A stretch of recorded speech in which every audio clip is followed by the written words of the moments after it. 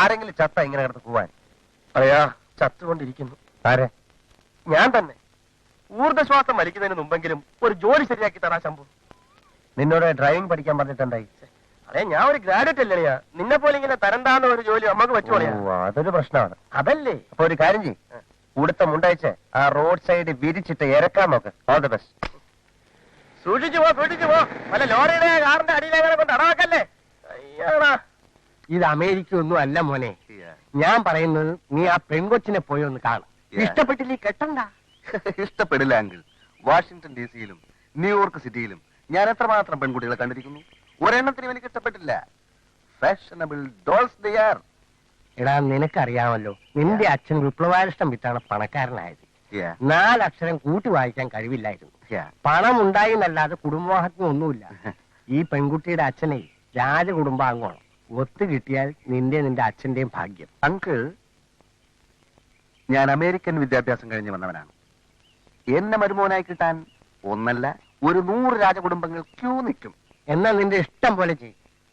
പോത്തിന്റെ അടുത്ത് വേദം മൂന്നിട്ട് എന്താ കാര്യം? അങ്കിൾ പരിഭവിക്കരുത്. നഗരം, നാഗരിക സംസ്കാരം എല്ലാം എനിക്ക് വല്ലാതെ മടുത്തുപോയി അങ്കിൾ. ഞാൻ കിട്ടുന്നെങ്കിൽ അത് ഒരു ഗ്രാമീണ പെൺകുട്ടിയെ മാത്രമായിരിക്കും. എന്നാ നീ പോയി വല്ല ആദിവാസിയും കെട്ടടാ. മുഖ്യമന്ത്രി വരെ കല്യാണത്തിന് വരും. ഈ പെൺകൊച്ച് സിറ്റിയിൽ പഠിക്കുന്നത് കൊണ്ട് അല്പം മോഡേൺ എല്ലാം ധരിക്കുന്നുണ്ട്. കാലത്തിനനുസരിച്ച് കോലം കെട്ടണ്ടേ? പക്ഷെ ഗ്രാമത്തിന്റെ നിഷ്കളങ്കത, ശാലീനത എല്ലാം ഒത്തിണങ്ങിയ സുന്ദരിയായ ഒരു പെൺകൊച്ചാണ് ഈ കൊച്ച്. അതുപോലെ വേറെയും പ്രശ്നങ്ങളുണ്ട്. വേറെ എന്താണ് ആ പ്രശ്നം?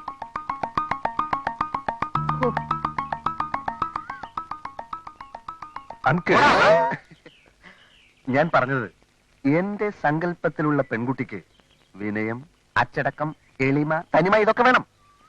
അവിടെ ചെന്നൊരു 10 ദിവസം താമസിക്കും. എളിമയും തനിമയും നിനക്ക് തിരിച്ചറിയാവുന്ന നോക്ക്.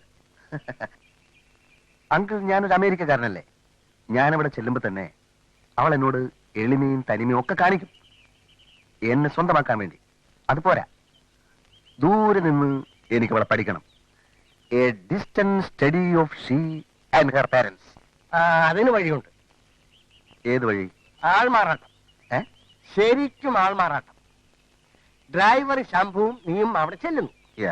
നീ ഡ്രൈവറായിട്ട്, ശംഭു അമേരിക്കയിൽ നിന്നും വന്ന നീയായിട്ട്. എങ്ങനെ? യഥാർത്ഥത്തിലുള്ള തനിമയും എളിമയും ആ കുട്ടിക്കുണ്ടെങ്കിൽ ആ കുട്ടി അത് ഡ്രൈവറോട് കാണിക്കും.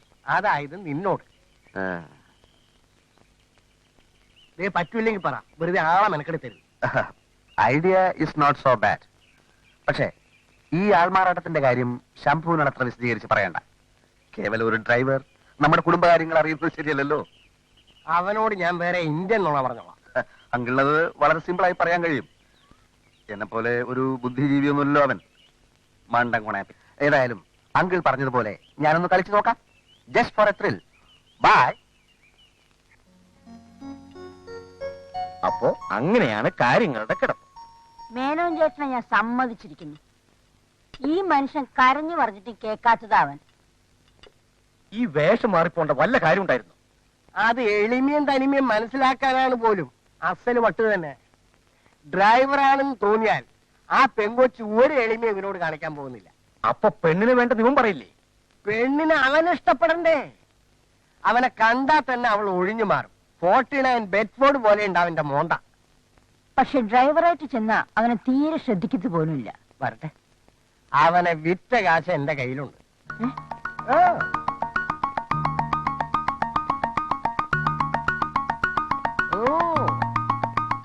ആൾമാറാട്ടക്കാരി ഇവിടുന്ന് പുറപ്പെട്ട് കഴിഞ്ഞാൽ ഉടനെ ഫോൺ ചെയ്ത് കൃഷ്ണക്കുറുപ്പിനോട് പറയും. എന്താന്ന്? ഡ്രൈവറായിട്ട് വരുന്നവനാണ് അമേരിക്കക്കാരനെന്ന്.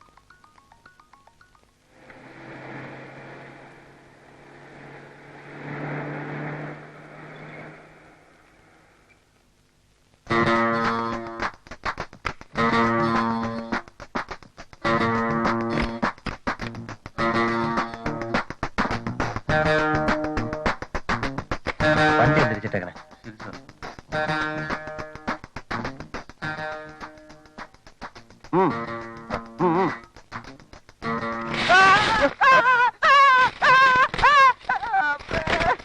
idiot. Come in.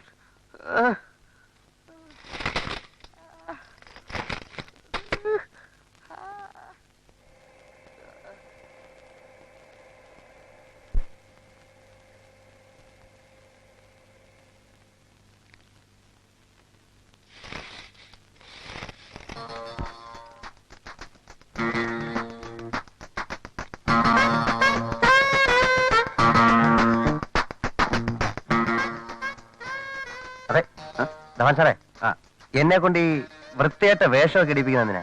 Pant shirt വൃത്തികെട്ട വേഷമാണോ? അതെ, അത് അർഹതയില്ലാത്തവന്തായിരിക്കും അങ്ങനെയൊക്കെ തോന്നും. ധവാൻ സാർ ധരിച്ചപ്പോഴും Shut തോന്നി. up. അധികം സംസാരിക്കണ്ട. അമേരിക്കയിലുള്ളതുപോലെ ക്യാപിറ്റലിസം വന്നാലേ നിന്റെ ഒക്കെ നാവടപ്പിക്കാൻ പറ്റൂ. ആ ശരി, ഈ വേഷം മാറി അവിടെ ചെന്നാ തല്ലുവല്ലം കിട്ടും. മര്യാദക്ക് നിന്നില്ലേ കിട്ടും. ആരെന്ത് ചോദിച്ചാലും don't speak shut your bloody mouth. മിണ്ടരുത്, അനങ്ങരുത്, അടുക്കരുത്. ആ. ഓക്കെ? ആ. സർദാർ കൃഷ്ണക്കുറുപ്പ് എന്ന് പറഞ്ഞാൽ ആരെന്ന് അറിയാമോ എനിക്ക്? ഇല്ല.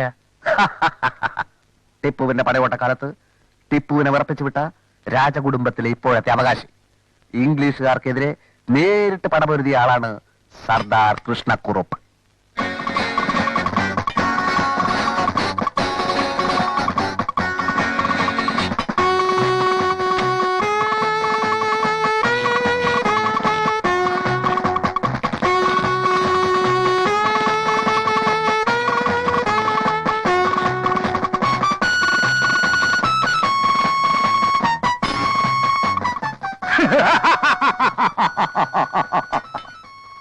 ഭയപ്പെടണ്ട, ആക്രമിക്കാൻ വന്നതല്ല.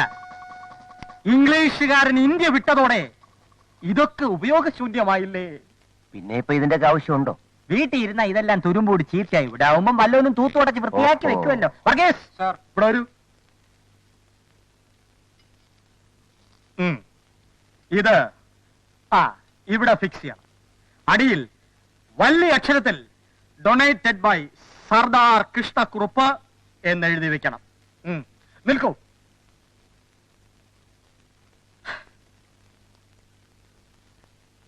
നൂറ്റിക്കണക്കിന് സായ്പന്മാരുടെ തലകൾ അരിഞ്ഞു വീഴ്ത്തിയ എന്റെ ഖഡ്ഗമേ, നിന്നോട് വിട. ജനറൽ സെക്രട്ടറി ക്ലബിന്റെ വാർഷിക റിപ്പോർട്ട് സമർപ്പിക്കുമ്പോൾ ദയവ് ചെയ്ത് പ്രശ്നങ്ങളൊന്നും ഉണ്ടാക്കരുത്. സത്യസന്ധമായ വരവ് ചെലവ് കണക്കുകളാണെങ്കിൽ പ്രശ്നം ഉണ്ടാകാനിടയില്ലല്ലോ. എന്തായാലും നമുക്ക് സമാധാനപരമായി കൈകാര്യം ചെയ്യാവുന്നതേ ഉള്ളൂ. എന്തൊരു സമാധാനം! ആ കാട്ടുകള്ളനെ സെക്രട്ടറി ആക്കരുതെന്ന് ഞാൻ 1000 തവണ പറഞ്ഞാണ്. കേട്ടില്ല, അനുഭവിച്ചോ? കാട്ടുകെട്ട് അവൻ ഈ ക്ലബ്ബ് പെരുവഴിയിലാക്കും. ഈ ക്ലബിനെ സംബന്ധിച്ചിടത്തോളം താങ്കളും കോമക്കുറുപ്പും തുല്യ പ്രാധാന്യമുള്ളവരാണ്. ഒരു ഞെട്ടിൽ വിടുന്ന 2 പൂക്കൾ. അവൻ പൂവല്ല, കാളകൂട വിഷമാണ്. മക്കത്തായ നിലവിലിരിക്കുന്ന ഈ കാലത്ത് അവൻ എന്റെ അച്ഛന്റെ, അതായത് അവന്റെ അമ്മാവന്റെ സ്വത്തുക്കൾ അടിച്ചെടുത്തവനാ. എന്നിട്ടിപ്പോ ബാക്കിയൂടെ പിടുങ്ങാൻ കേസും കള്ളബടുവ.